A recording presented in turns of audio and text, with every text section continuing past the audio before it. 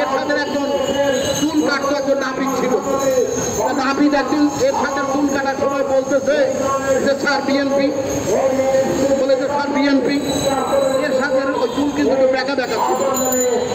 এরশাদ বলতে যাই বেটা তারপর বিএনপি বিএনপি বলে যে স্যার বিএনপির কথা শুনলে আপনার চুল একটু খারাইয়া যায় আর আমার কাটতে সুবিধা হয়।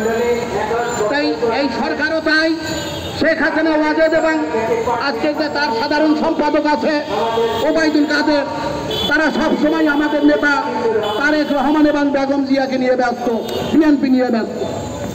আমি বলতে চাই, আপনারা বলছেন যে তারেক রহমান সাহেব বিএনপি নমিনেশন বিক্রি করে, যার জন্য নির্বাচনে আসে না তারা।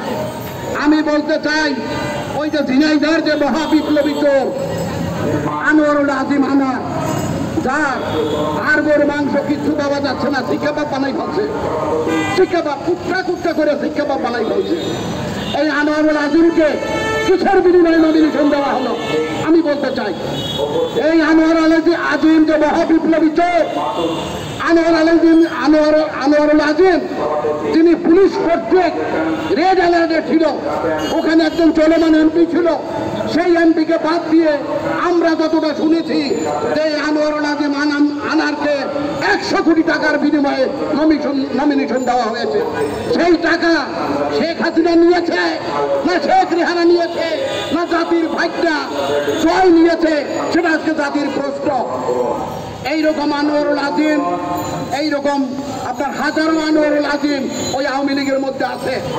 এই সরকারের যে বর্গা চাষি ছিল, রাশেদ খান মেনন, হাসানুল্লাহ কিনু এবং আপনার দিলীপ বারুয়া বলছে পরশুদিন এই সরকারের মধ্যে 80% হচ্ছে আনোয়ারুল আজিমের মতো।